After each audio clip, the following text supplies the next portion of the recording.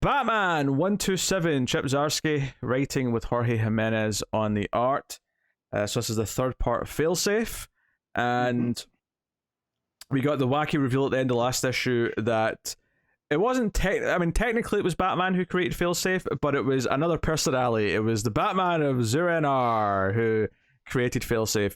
And we learn about that here in this. We get a little flashback first, though, to just after or during Tower of Babel, with Superman being pissed that Batman had, all these fail-safes in place for the Justice League. Which, thematically makes sense that we're kind of reminding us of that, and this is kind of his own for himself kind of idea. Yeah, I like that Superman brings up, though, like, you had everything for us, but nothing for you. And so it's almost like Superman's kind of guilting him. Oh yeah. I assume created Failsafe. I assume this conversation is what inspired, letting Zur-En-Arrh create the failsafe. But so you get this Batman with Tim, and Tim's freaking out about the costume and what's going on. And there's a secret part of the cave that Tim didn't know about, that only Zur-En-Arrh knew about. And he takes him down and explains that he built this failsafe, but he intentionally wiped his memory so that he couldn't deactivate it. So now he has to help. And obviously the idea with Zur-En-Arrh is that he's Batman without Bruce Wayne. It's Batman with all the humanity stripped away. So it's just purely the perfect war on crime machine. Zero guide rails. So I was surprised how much I liked this issue, actually. Okay. Because I wasn't sure how to feel about the Zur-En-Arrh thing. I was definitely curious. I was definitely on the hook to see what they did with it. But I think, they have played into the idea of failsafe feeling like a Terminator these last two issues, and the way it keeps stalking them through the cave, they fight and just barely survive and get up into the mansion, and it keeps walking through the flames to come and get them. I really enjoyed all that stuff. I also really like that when they do eventually get up to the mansion, and the moment it snaps Batman into coming back, so it's the real Batman again and not just Zur-En-Arrh, is when Zur-En-Arrh basically is willing to dismiss and possibly even sacrifice Tim, and says he's just a soldier in his war, and then Batman internally says to Zur-En-Arrh, "Shut up, he's my son," and then he sort of wakes up. It was hard not to if you're a fan of the Bat family and care about the connections between them, it's hard not to feel something for Batman actively calling the Robins his sons. Yeah, and it almost feels like Zdarsky having commentary on the whole Frank Miller, the GD Batman, right? That's who Zur-En-Arrh is that version. So the fact that it's Robin that's in the crossfire is what brings Bruce back into control, because that's who he is.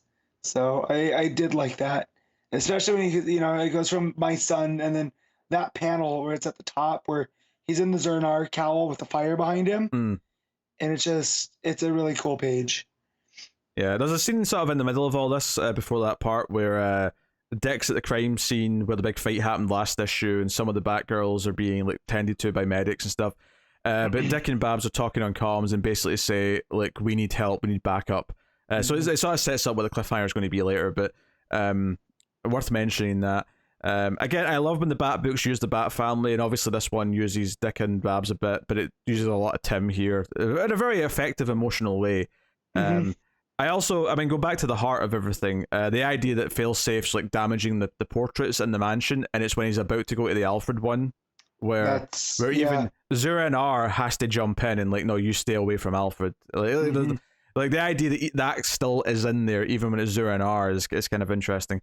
But yeah, so you get this, and Jorge Jimenez's art is great. There's a lot of fighting in this, obviously. The unstoppable killing machine coming for him, all that stuff.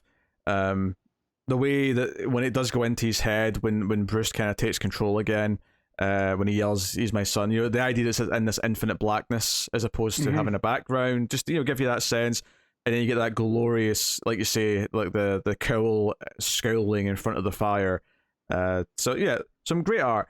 And there was a lot of great art in the last issue as well. Jimenez has done a really good job in this run, I think. Yeah. And it's a testament to last issue that I still think last issue had better action sequences, but the one in this is no slouch. No, they're all, and it's all the action flows super well, right? And then the way that he has the layouts I mean, that it says something that a month later I can tell you that I loved Failsafe pulling the cape down and Dick's entrance into the car chase. Like, I can remember specific panels from last month's issue, and I can't say that for most comics. You know, most comics I can't do that. So that is very much worth saying. The detail when Failsafe and it's like the little. I was gonna say with the detail when Failsafe punches him in the face and the mouth kind of all scrunches up. That's really good stuff.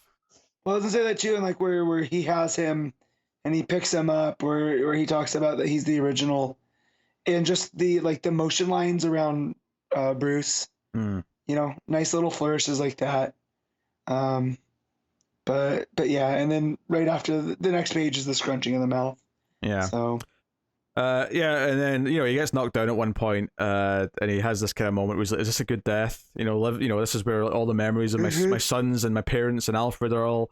And he's lying there, good as dead, Failsafe, and this is very Terminator. Failsafe walking through the fire, and staring down at him. It's very, very Terminator.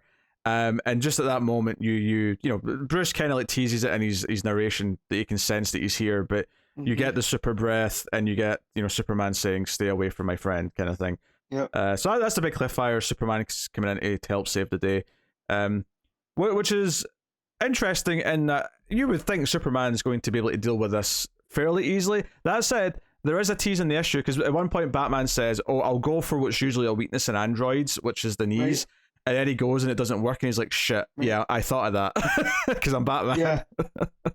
Yeah, but if Superman doesn't have to be careful, that's not a human, and true, it's a robot. You can let loose. Yeah, he's kind of limitless in that, But I do like that Failsafe looks at him and says, "I urge you to fly away." What I'm saying though is, what if he predicted that Superman might be a foe for it, and is prepared it with some kryptonite or something?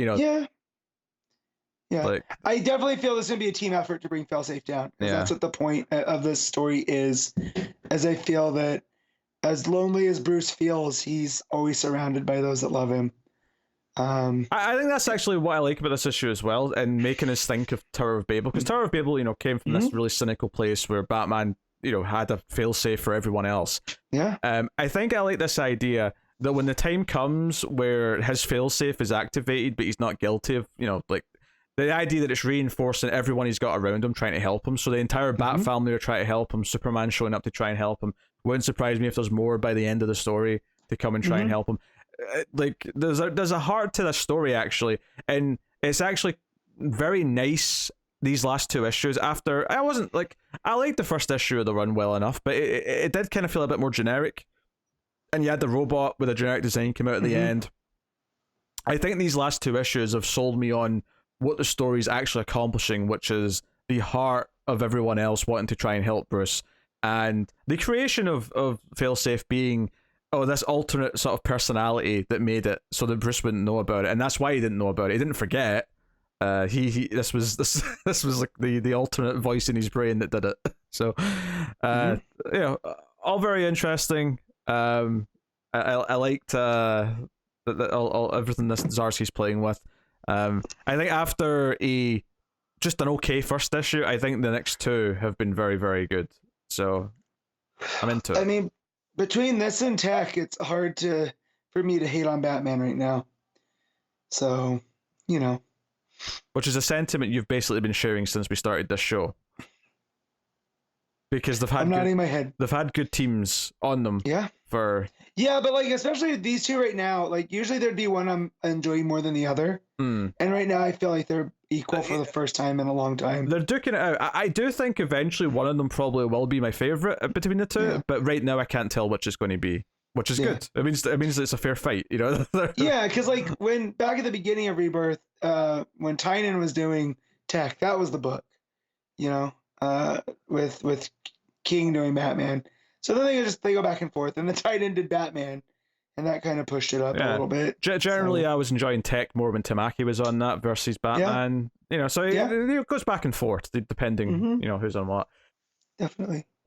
So no, main story's very good. Art's still excellent. I really enjoyed everything with the fire was great, and sort of really, it felt like very apocalyptic almost in a sense. The way this thing was just coming after him. and that maybe this idea that Batman's own cynicism will be his undoing, but all of his friends are there to stop it from succumbing to it, right? There's a really nice message there that his own psyche is what led to this, but it's his friends.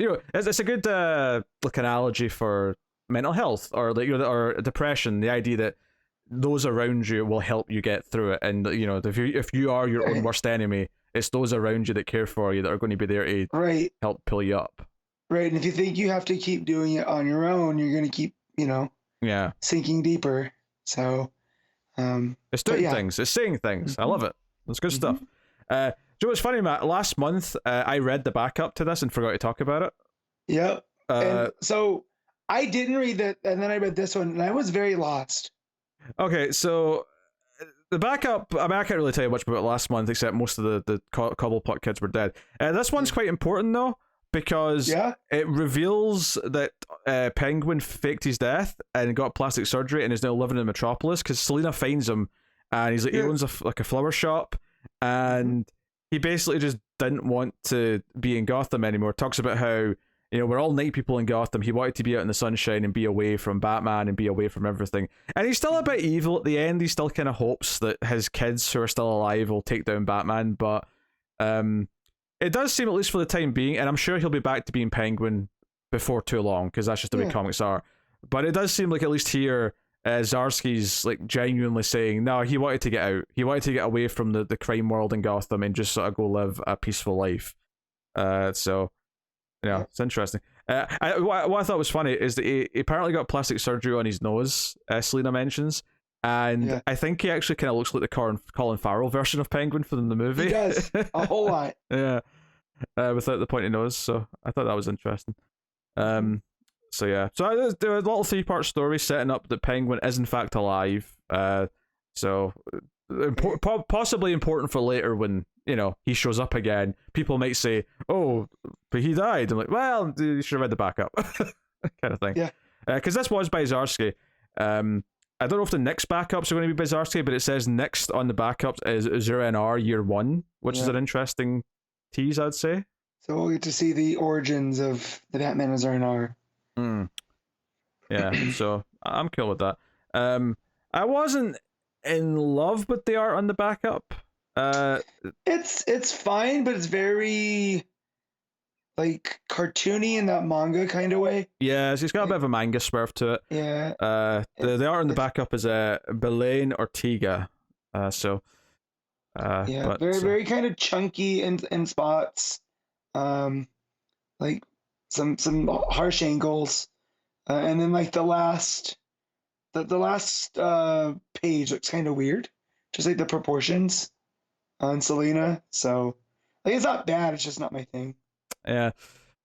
So a good issue of Batman though. I'm digging Zdarsky's run now that we're a couple into it, and I really feel like I'm getting what he's doing and saying about the character, which is great. So what are you giving Batman, Matt? I mean, it's an 8. Yeah, I think I'll go a notch higher and say 8.5.